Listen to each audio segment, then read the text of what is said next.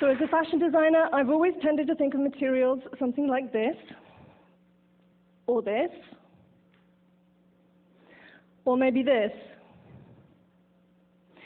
But then I met a biologist, and now I think of materials like this. Green tea, sugar, a few microbes, and a little thyme. I'm essentially using a kombucha recipe, which is a symbiotic mix of bacteria, yeasts, and other microorganisms which spin cellulose in a fermentation process. Over time, these tiny threads form in the liquid into layers and produce a mat on the surface. So we start by brewing the tea. I brew up to about 30 liters of tea at a time, and then while it's still hot, add a couple of kilos of sugar. We stir this in until it's completely dissolved, and then pour it into a growth bath. We need to check that the temperature has cooled to below 30 degrees C, and then we're ready to add the living organism. And along with that, some acetic acid. And once you get this process going, you can actually recycle your previous fermented liquid. We need to maintain an optimum temperature for the growth, and I use a heat mat to sit the bath on and a thermostat to regulate it. And actually, in hot weather, I can just grow it outside. So this is my mini fabric farm.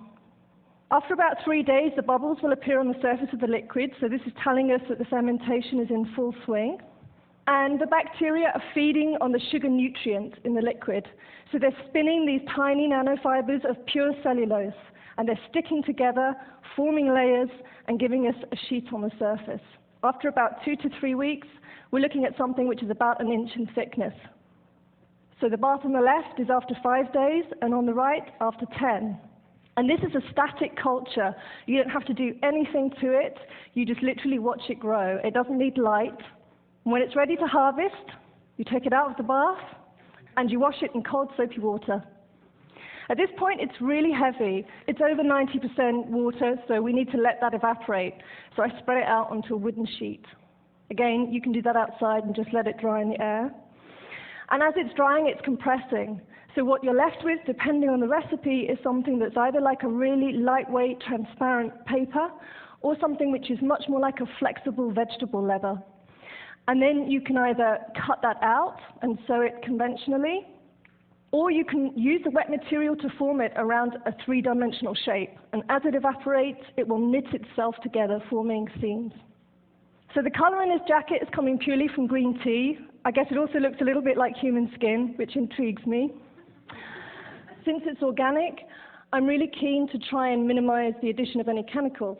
I can make it change color without using dye by a process of iron oxidation, using fruit and vegetable staining, create organic patterning, and using indigo, make it antimicrobial. And in fact, cotton would take up to 18 dips in indigo to achieve a color this dark. And because of the super absorbency of this kind of cellulose, it just takes one, and a really short one at that. What I can't yet do is make it water resistant. So if I was to walk outside in the rain wearing this dress today, I would immediately start to absorb huge amounts of water. The dress would get really heavy, and eventually the seams would probably fall apart, leaving me feeling rather naked. Possibly a good performance piece, but definitely not ideal for everyday wear. What I'm looking for is a way to give the material the qualities that I need. So what I want to do is say to a future bug, spin me a thread, align it in this direction, make it hydrophobic, and while you're at it, just form it around this 3D shape. Bacterial cellulose is actually already being used for wound healing, and possibly in the future for biocompatible blood vessels, possibly even replacement bone tissue. But with synthetic biology, we can actually imagine engineering this bacterium to produce something that gives us the quality, quantity, and shape of material that we desire. Obviously, as a designer, that's really exciting, because then I start to think, wow, we could actually imagine growing consumable products. What excites me about using microbes is their efficiency. So we only grow what we need. There's no waste. And in fact, we could make it from a waste stream. So, for example, a waste sugar stream from a food processing plant. Finally, at the end of use, we could biodegrade it naturally along with your vegetable peelings. What I'm not suggesting is that microbial cellulose is going to be a replacement for cotton, leather, or other textile materials, but I do think it could be quite a smart and sustainable addition to our increasingly precious natural resources. Ultimately, maybe it won't even be fashion where we see these microbes have their impact. We could, for example, imagine growing a lamp, a chair, a car, or maybe even a house. So I guess what my question to you is, in the future, what would you choose to grow? Thank you very much.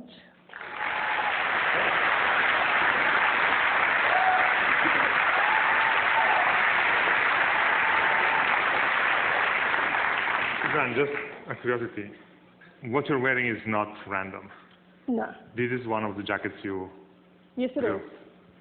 It's probably part of the project still in process because this one is actually biodegrading in front of your eyes. It's absorbing my sweat and it's feeding on it. Okay, so we let you go and save it and rescue it. Suzanne Lee. Thank you.